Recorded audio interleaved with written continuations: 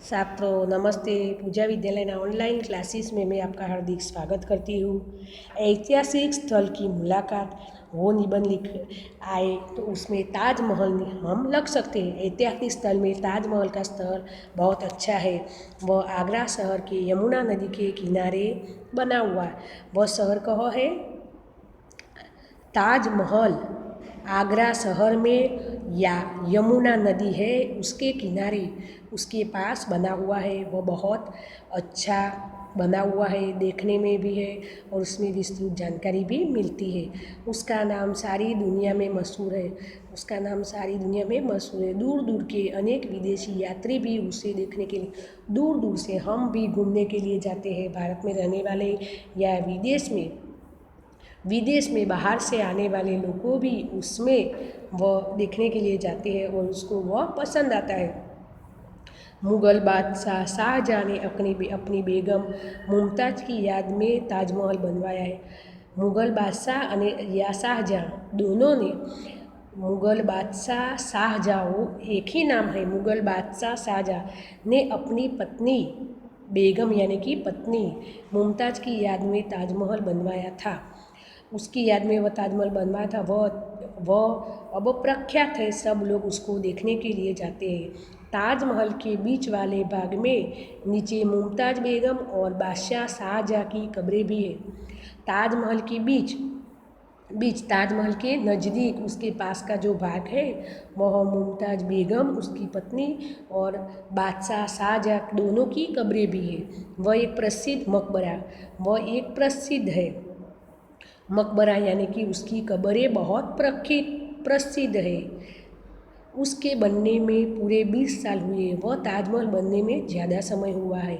उसके एक ऊंचे चबूतरे के बीचों बीच ताजमहल बना। एक ऊंचा चबूतरा है ना, चबूतरे में क्या होता है आप सबने देखा ही होगा कि चबूतरे में जब पक्षियों, चिड़िया, कबूतर, सब अलग अलग प्रकार की चिड़िया, कबूतर सब उसमें दाना खाने के लिए जाते हैं। यह पानी की व्यवस्था भी होती है या गर्मी के दिनों में यह ठंडक लगती है, इसीलिए सब पक्षियों यहाँ बैठते हैं, कलबल कलबल आवाज़ भी करते हैं, दाना खाते हैं और आराम करते हैं।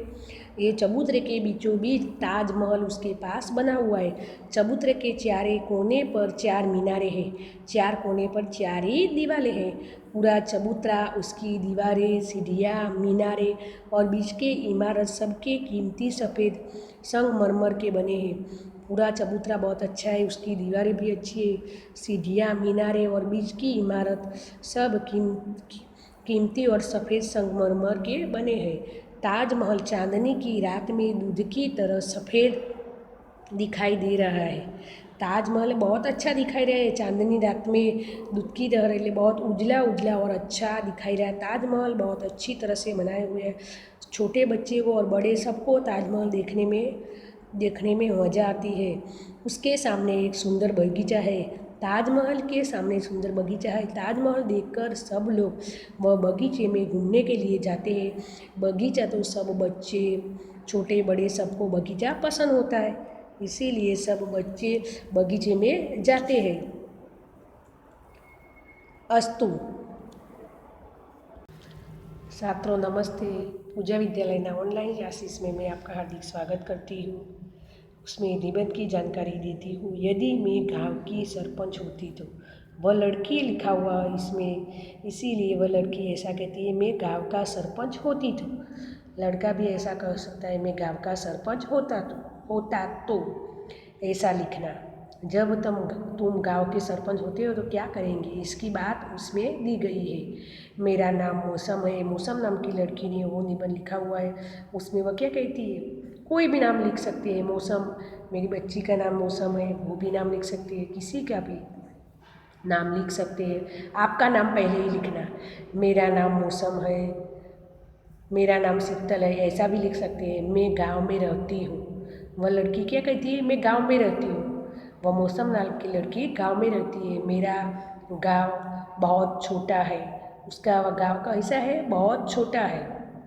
गांव छोटा होगा तो उसमें रहने की भी मजा आती है, बस्ती कम होगी इसीलिए लड़ाई झगड़ा भी नहीं होता, और जैसा काम वह सरपंच कहता है ऐसा ही काम होगा।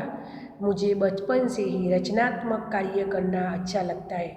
वह क्या कहता है? रचनात्मक।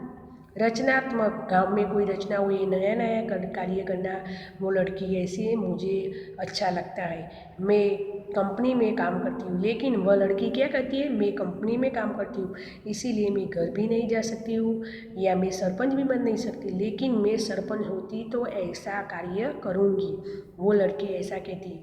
और नौकरी के कारण मुझे गाँव से दूर रहना पड़ता है। उसको नौकरी अहमदाबाद में होती है तो वह अहमदाबाद में रह सकती है, उसकी नौकरी दिल्ली में होती है तो वह दिल्ली रह सकती है, इसीलिए उसको गांव से दूर रहना पड़ता है। इसीलिए वह लड़की ऐसा कहती है कि मुझे गांव से दूर रहना पड़ता है, मुझे गांव से दूर रहना पड़ता है, वह मुझे पसंद नहीं है। मुझे गांव में रहना बहुत अच्छा लगता है, इसके कारण मैं गांव का सरपंच बनने का सपना अधूरा रह गया। वो लड़की कहती है मुझे गांव का सरपंच बनना बहुत अच्छा लगता है, लेकिन मेरा सपना था वो गांव का सरपंच बनना अधूरा रह गया, उसका सपना पूरा नहीं हुआ। अगर मैं गांव का सरपंच बन जाती तो मेरे गांव में पक्की सड़क ही बनवाती। भैया क्या कहती है? मैं सरपंच बन जाती तो सरपंच का काम गांव में अच्छा कार्य करना होगा, जो वह पक्की सड़क है, यानी कि गांव में जो रास्ता होता है ना, वह रास्ता बहुत अच्छा मैं बनाऊंगी। एक सुंदर बगीचा बनाऊंगी, रास्ता अच्छा होगा तो साधनों को आने जाने में, हम खेत में जाते हैं, गांव वाले लोग खेत में बैलगाड़ी लेकर जाते हैं तो उसको भी अच्छा होता है, बड़द को बहुत ज़्यादा कठिनाई नहीं पड़ती है। और एक सुंदर बगीचा, वह लड़की ऐसा कहती है कि मैं सुंदर बगीचा बनाऊंगा तो बगीचा में सब बच्चे खेलने के लिए जा सके। यह दादा दादी भी बच्चों घर में परेशान करते होंगे तो वह दादा दादी उसको लेकर यह जाते हैं, इसीलिए बगीचा भी अच्छा बनाने चाहती है। बगीचा का वातावरण बहुत सुंदर होता है। गर्मी के दिनों में हम शाम को बगीचे में घूमने के लिए जाते हैं, या सुबह में भी बगीचे के आसपास चलने के लिए जाना बड़े या छोटे सबको पसंद होता है। बगीचा सबको पसंद होते हैं। बगीचे में हरे हरे रंग के फूलों होते हैं, अलग अलग, नीला पीला गुलाबी, और उसमें घास उगा हुआ था, वो यह बैठना भी बहुत अच्छा पसंद आता है। बच्चों को खेलना, लपसणी होती है, सब होता है ना उसमें, लपसणी होती है, हिंचका होता है, सब में बच्चों को पसंद आता है। वह पर छोटे बच्चों के खेल के हर साधन और बुजुर्ग व्यक्ति के आराम के साधन भी बनवाती। वो लड़की ऐसी कहती है मैं गांव का सरपंच बनी हूँ तो बहुत अच्छा बगीचा बनाऊंगी, और बगीचा में एक छोटे बच्चे को खेल के हर साधन, खेलने के हर साधन और बुजुर्ग व्यक्ति के आराम के साधन बनवाना चाहती है। बुजुर्ग यानी कि बड़ी उम्र वाले व्यक्तियों को आराम मिले, वह आराम का साधन बनवाना भी वह कहती है। बच्चों अच्छी तरह से खेल सके इसीलिए वह खेल कूद का साधन, या बुजुर्ग यानी कि बड़े व्यक्तियों आराम से उसमें रह सके, ऐसा ऐसा बनवाना भी वह कहती है। कार, उसके कारण बच्चों की पढ़ाई के लिए स्कूल बनवाऊंगी। वह क्या कहती है? मैं सरपंच होगी ना तो वह स्कूल बनवाने की बात करती है। मैं बच्चों को, बच्चे अच्छी तरह से पढ़ सके इसीलिए वह स्कूल बनवाने की बात करती है। पढ़ाई के लिए बहुत दूर जाना न पड़े, पढ़ाई करने के लिए बच्चों को बहुत दूर जाना ना पड़े, यह पढ़ाई अच्छी तरह से मिल सके और बच्चे पढ़ाई के बाद आगे बढ़े तो उसको अच्छी जगह नौकरी मिले, इसीलिए वह कहती है ये लड़की, यदि मैं सरपंच होता तो बच्चों को पढ़ाई अच्छी मिले इसके लिए मैं स्कूल बनाऊंगी, जिसके लिए बच्चों को पढ़ाई के लिए बहुत दूर जाना न पड़े और उनका आने जाने का समय भी बचे।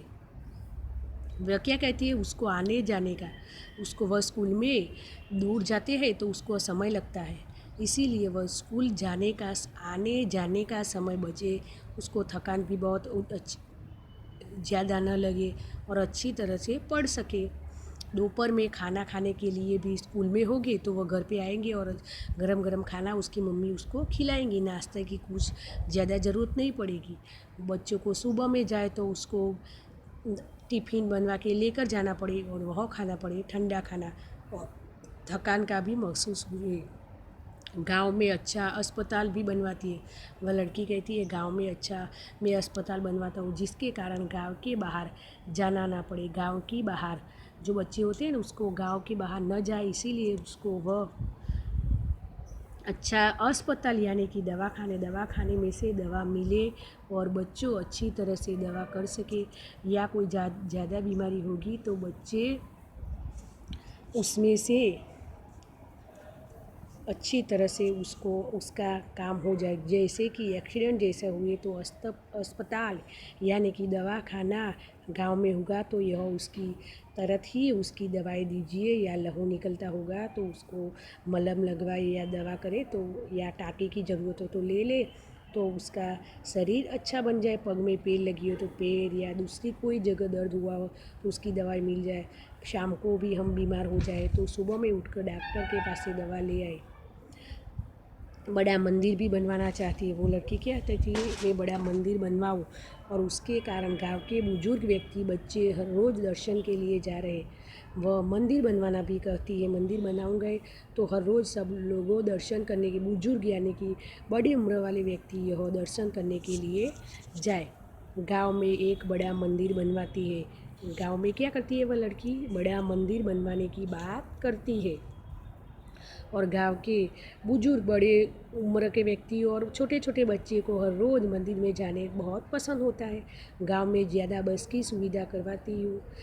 बस गांव में ज़्यादा बसें आती है तो वह स्कूल में जाए तो भी उसे उसका अच्छा लगे, या कोई भी खरीदी करने के लिए वह जाए तो भी उसको अच्छा लगे। इसीलिए वह गांव में क्या करना चाहती है, वह बस की सुविधा भी करना चाहती हूँ। मेरे सारे काम करने की इच्छा पूरी हो सके और मुझे गांव से दूर भी न रहना पड़े। वो क्या कहती है मुझे गांव से दूर न रहना पड़े, इसीलिए वह गांव में बस की सुविधा रखती है। इसीलिए गांव का सरपंच बनने से मेरा सपना अधूरा रह गया। वह लड़की को वह कंपनी में नौकरी करती है, इसीलिए वह गांव से दूर रहती है, इसीलिए उसको गांव का सपना अधूरा रह गया।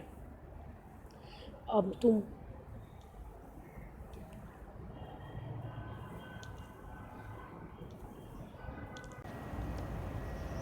7 નમસ્તે.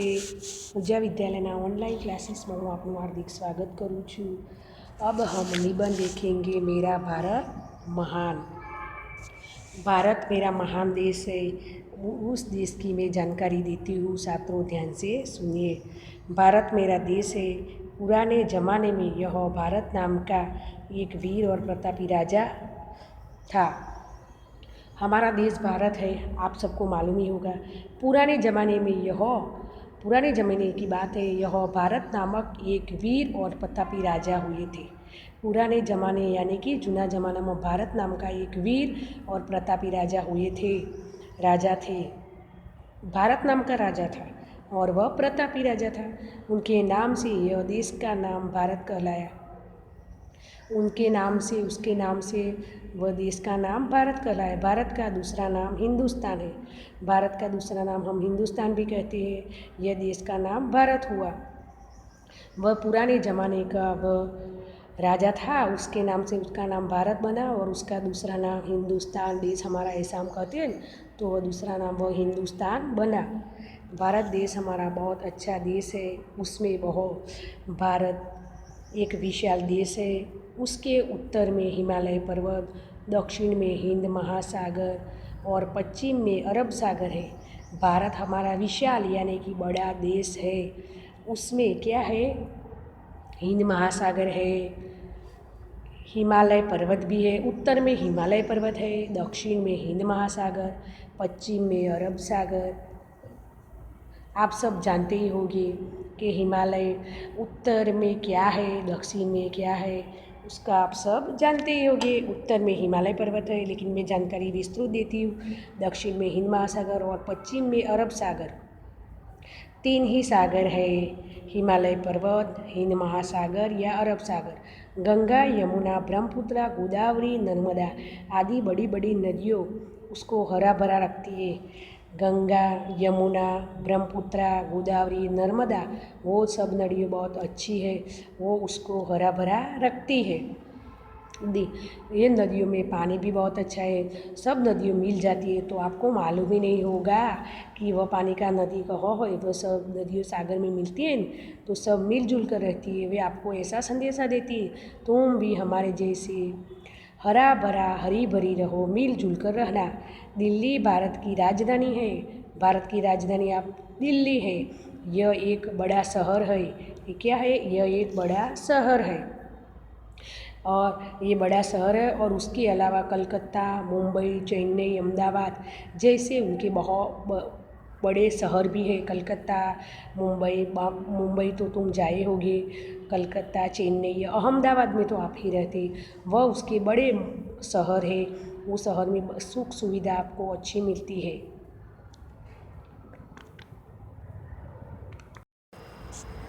उसमें ताजमहल भी है, कुतुब मीनार, अजंता इलोरा की गुफाएं, दक्षिण में मंदिर भी अलग अलग है। ताजमहल भी बहुत अच्छा है दिखने के लिए। उसमें दो व्यक्ति की कब्रें बनी हुई है, पति पत्नी की। कुतुब मीनार भी बहुत अच्छा, अजंता इलोरा की गुफाओं भी बहुत अच्छी है। भारत के विविध राज्यों, भाषा, वेशभूषा और रीति रिवाज अलग अलग है।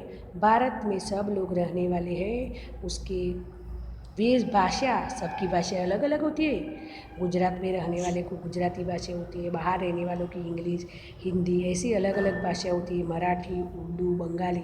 वेशभूषा, सबका वेश, कपड़े पहनवेश भी अलग अलग। रीति रिवाज, उसका रीति रिवाज, खाना पीना सब अलग अलग होता है। भारत वह सबका रीति रिवाज प्रमाणे हम सब चलते हैं। वो सब अलग अलग है लेकिन सब लोग मिलजुल कर रहते हैं। भारत में हिंदू, सिख, मुसलमान, पारसी, ईसाई आदि कई लोग भी यहाँ रहते हैं। ये सभी लोग अपने में हिल मिल कर रहते हैं। वह सब लोग हिल मिल कर मिलजुल कर रहते हैं। हिंद में भारत की राष्ट्रभाषा है। हिंदी भाषा भारत की राष्ट्रभाषा है। हिंदी भाषा सब जगह चलती है। इंग्लिश ज़्यादा नहीं आती तो चले, लेकिन हिंदी भाषा या गुजराती दोनों भाषा आनी चाहिए। भारत कृषि प्रधान देश है। यह 70% लोग खेती करते हैं। हमारा भारत कृषि प्रधान यानी कि खेती प्रधान देश है। भारत में 70% लोग खेती करते हैं। 30% लोग ही अपने धंधे में या दूसरा काम करते हैं। भारत ही खेती प्रधान देश है या सुखी है। यदि रामकृष्ण परमहंस, बुद्ध, महावीर और महात्मा गांधी जैसे कई महापुरुषों की जन्मभूमि है। रामकृष्ण परमहंस, बुद्ध, महावीर, स्वामी सब की, महात्मा गांधी जैसे कई महापुरुषों की वह जन्मभूमि है। महात्मा गांधी का जन्म भी यह हुआ था ना। उसकी जन्म जैसे कई महापुरुषों का यह जन्म हुआ था। वह देश के लिए उसने बलिदान भी किए हैं। पहले देश में बहुत झगड़ा होता था। भारत पाकिस्तान के युद्ध में गांधी जी की मृत्यु हुई है। इस तरह कितने भी लोगों की मृत्यु हुई है। उसको हम देश भूमि भी कहते हैं। यत्र नार्यस्तु पूज्यन्ते ममता देवता, ये सूत्र भी। भारत देश हमारा बहुत अच्छा देश है। इसीलिए हम इस देश में रहने वाले सभी लोगों को हम सबको प्रणाम करते हैं। मेरे देश मुझे प्राणों से भी प्यारा है। उसमें क्या कहा है? मेरा देश, भारत मेरा देश है, मुझे प्राणों से भी। मेरी जो देश में पहले के ज़माने में तो ज़्यादा युद्ध होता था, उसमें ज़्यादा लोग शहीद हो गए, उसकी मृत्यु भी हुई, उसके छोटे छोटे बच्चे हो गए, लेकिन उसकी मृत्यु भी हो गई। ये देश हमारा प्राणों से भी अधिक प्यारा है। इस तरह भारत देश में पहले के ज़माने में हमारा देश प्राण से भी अच्छा पारा। लोगों प्राण की उसके पर प्राणों की उसकी कोई परवाह नहीं थी, लेकिन उसकी मृत्यु हो जाए तो मृत्यु का डर नहीं था। वह कहते हैं मेरा देश मुझे प्राणों से भी प्यारा है। भारत देश हमारा विकासशील या प्रगतिशील बने, हम सब मिलजुल कर रहेंगे, ऐसा मैं कहती हूँ। भारत में रहने वाले सब लोग मिलजुल कर रहे तो हमारा देश अच्छा बनेगा और उसमें प्रगतिशील बनेंगे। हम सब भी, हमारा जीवन अच्छा रहेगा।